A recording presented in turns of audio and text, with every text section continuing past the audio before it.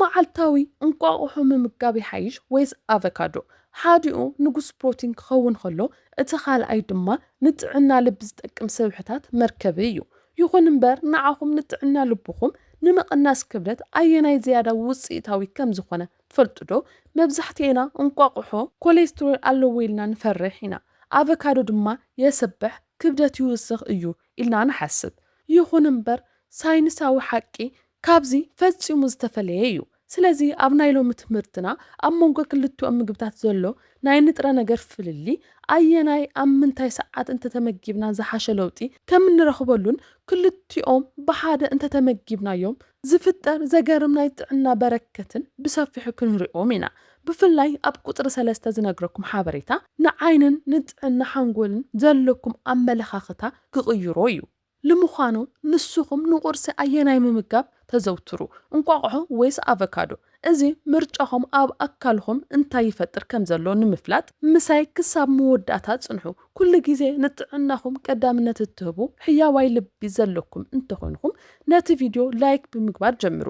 ምክንያቱ ናትኩም ላይክ እዚ ትምህርቲ እዚ ብዙሓት ሰባት ምስ በጽሐ ጥዕንኦም ንኽህልውሉ ዓብይ ግደ ክህልዎ እዩ።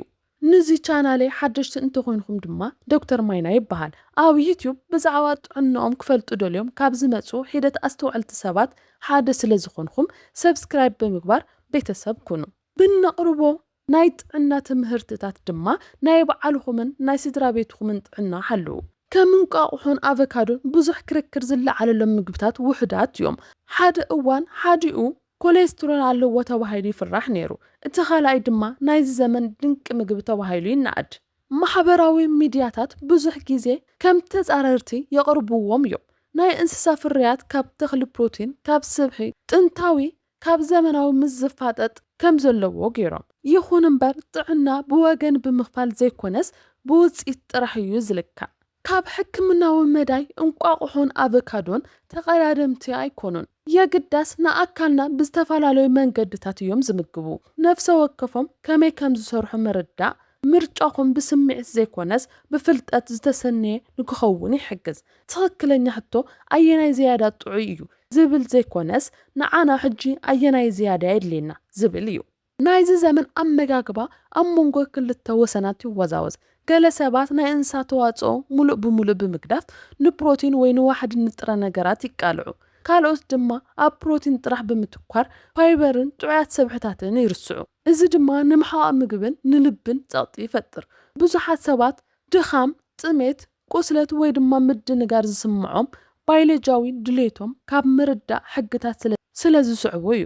እንቋቁሖን አቮካዶን ዝተፈላለዩ ናይ ኣመጋግባ ሃንጓፋት ይምልኡ። ብዘይ ኣግባብ ምስ ንጥቀመሎም ክልቲኦም ጸገም ከስዕቡ ይኽእሉ እዮም። ብትኽክል እንተተጠቂምናሎም ግን ክልቲኦም እሙናት ኣጋርና እዮም። እንቋቁሖን አቮካዶን እንቋቁሖ ብተፈጥሮ ካብ ዝርከቡ ኣዝዮም ሙሉኣት ናይ ፕሮቲን ምግብታት ሓደ እዩ። ንህንፀት ጨዋዳታት፣ ንፍርያት ሆርሞን፣ ንስራሕ ኢንዛይም፣ ንምክልኻል ሕማማት ኣገደስቲ ዝኾኑ ትሽዓቲኦም ዓሌታት ኣሚኖ ኣሲድ ሒዙ ይርከብ። እዚ ድማ እንቋቁሖ ንዓበይቲ ቆልዑ፣ ንኣረጋውያን፣ ንስፖርተኛታት ካብ ሕማም ንዝሓዊ ሰባት ኣዝዩ ጠቃሚ ይገብሮ። መታንቶ ወይ ድማ ኣስኳላ እንቋቁሖ ንዝበለጸ ጥዕና ሓንጎል፣ ንናይ ምዝካር ዓቕሚ፣ ንናይ ምትሕልላፍ መልእኽቲ ነርቭን፣ ንስራሕ ከብድን ወሳኒ ዝኾነ ኮሊን ዝተባሃለ ንጥረ ነገር ሒዙ ኣሎ። ዋሕዲ ኮሊን ዝተለመደ ኮይኑ ምስ ምስላጥ ሓንጎልን ምስ ምውሳኽ ስብሒ ክብደትን ይተሓሓዝ።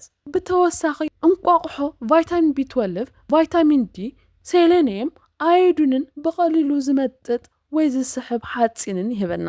እዚኦም ንጥረ ነገራት ንፍርያት ቀያሕቲ ዋህታት ደም፣ ንጥዕና ነርቭ፣ ንስራሕ ታይሮይድ እጥ ከምኡ እውን ንናይ ሓይሊ ሜታቦሊዝም ደገፍ ይህቡ።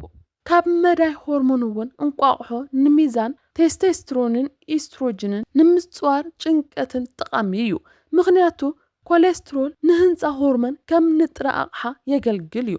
ኣዝዩ ውሕድ ስብሒ ወይ ፕሮቲን ኣብ ዝምገቡ ሰባት ናይ ሆርሞን ድኻም ዝተለመደ ክኸውን ከሎ እንቋቁሖ እዚ ንምዕራይ ይሕግዝ። ይኹን እምበር እንቋቁሖ ምንም ዓይነት ፋይበር የብሉን። እዚ ማለት ንባክቴርያታት ማዓንጣ ብቐጥታ ኣይሕግዝን። ስለዚ ምስ ኣሕምልቲ ወይ ምስ ናይ ተኽሊ ምግብታት ክብላዕ ኣለዎ። ከምኡ እውን እንቋቁሖ ልዑል ካሎሪ ስለ ዘለዎ ብዘይ መጠን ክብላዕ የብሉን። በቲ ካልእ ወገን ኣቨካዶ ንጥዕና ልቢ ዝሕግዙ ቁስለት ዝቕንሱ ሚዛን ኮሌስትሮል ዘመዓራርዩ ስብሕታት ሞኖ አንሳቹሬትድ ፋትስ ብፍላይ ድማ ብኦሌይክ ኣሲድ ዝሃብተመ እዩ። እዚኦም ስብሕታት ንናይ ደም መትንታት ተዓፀፍቲ ንክኾኑን ጥዑይ ዝውውር ደም ንክህሉን ይሕግዙ። ኣቨካዶ ልዑል መጠን ፋይበር ኣለዎ። እዚ ድማ ንጠቐምቲ ባክተርያታት መዓንጣ ይምግብ፣ ድርቀት ከብዲ ይከላኸል፣ ከምኡ እውን መጠን ሽኮር ደም ንምትዕርራይ ይሕግዝ። እዚ ድማ ኣቨካዶ ንድርቀት ከብዲ፣ ንምጽዋር ኢንሱሊን ወይ ንምዝባዕ ሜታቦሊዝም ጸገም ንዘለኩም ሰባት ኣዝዩ ጠቃሚ ይገብሮ። ብተወሳኺ ኣቨካዶ ንስራሕ ነርቭ፣ ንምዝናይ ጨዋዳታት፣ ንቁፅፅር ጸቕጢ ደምን ዝሕግዝ ከም ፖታሽየም፣ ማግኒዥየም፣ ፎሌትን አንቲኦክሲዳንታትን ሒዙ ይርከብ። ካብ እንቋቑሖ ብዝተፈለየ መንገዲ ኣቨካዶ ኮሌስትሮል የብሉን። ይኹን እምበር ኣዝዩ ውሕድ ፕሮቲን ስለ ዘለዎ ጥራዩ ከም ምሉእ ምግቢ ክውሰድ ኣይኽእልን። ከም መዳይ ቁፅፅር ክብደት ክረአ ከሎ ኣቨካዶ ብሓገዝ ፋይበርን ስብሕን ጽጋብ ስለ ዝስምዓና ካብ መጠን ንላዕሊ ምምጋብ ይቐንስ። እንቋቑሖ ድማ ብሓገዝ ፕሮቲን ናይ ምግቢ ድሌት ሆርሞናት ብምርጋዕ ቀልጢፉ ከይጠምየና ይገብር። ክልቲኦም ናይ ጥሜት ስምዒት ይቕንሱ። ይኹን እምበር ብዝተፈላለየ መንገዲ እንቋቑሖን ኣቨካዶን ብትኽክል ከመይ ንጥቀመሉ ዝብል ክንርኢ ከለና እንቋቑሖ እቶም ንጥረ ነገራት ከይጠፍኡን ንጉድኣት ከይቃልዑን ብቐሊል መንገዲ እንተብሰልናዮ ይምረጽ። ንኣብነት ዝተቀቀለ ወይ ብውሕድ ዘይቲ ዝተጠበሰ ንመብዛሕትኡ ጥዑይ ዓብይ ሰብ ኣብ መዓልቲ ካብ 1 ክሳብ 2 እንቋቑሖ ምምጋብ ውሑስን ጠቃምን እዩ። ብዙሕ ናይ ኣካል ምንቅስቃስ ዘይገብሩ ወይ ድማ ኣረጋውያን ድማ ብሓኪም ክትትል መጠን ክውስኹ ይኽእሉ እዮም። ኣቨካዶ ድማ ትኩስነቱ ከይለቀ ምስ ፕሮቲን ወይ ምስ ኣሕምልቲ ሓዊስኻ ምምጋብ ይምከር። ንመብዛሕትኡ ሰብ ኣብ መዓልቲ ካብ ፍርቂ ክሳብ 1 ኣቨካዶ እኹል እዩ። መዓልታዊ ብልዑል መጠን ምምጋብ ግን ካብቲ ዘድሊ ንላዕሊ ካሎሪ ንኽእከብ ክገብር ይኽእል እዩ። ንመብዛሕትኡ ሰብ እቲ ኣዝዩ ጥዑይ መንገዲ እንቋቑሖን ኣቨካዶን ሓዊስኻ ምምጋብ እዩ።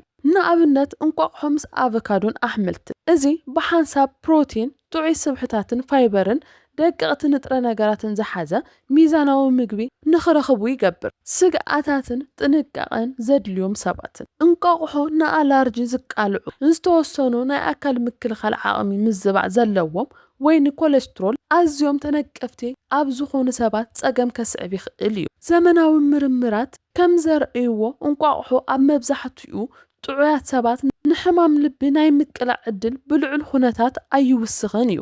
ሕማም ሽኮር ወይ ናይ ልቢ ሕማም ዘለዎም ሰባት ግን ኣጠቓቕምኦም ክከታተሉን ሰብ ሞያ ከማኽሩን ኣለዎ። ኣቨካዶ ድማ ናይ ምሕቃቕ ምግቢ ተነቃፍነት ወይ ናይ መዓንጣ ቁጥዐ ዘለዎም ሰባት ናይ ከብዲ መንፋሕቲ ከስዕበሎም ይኽእል እዩ።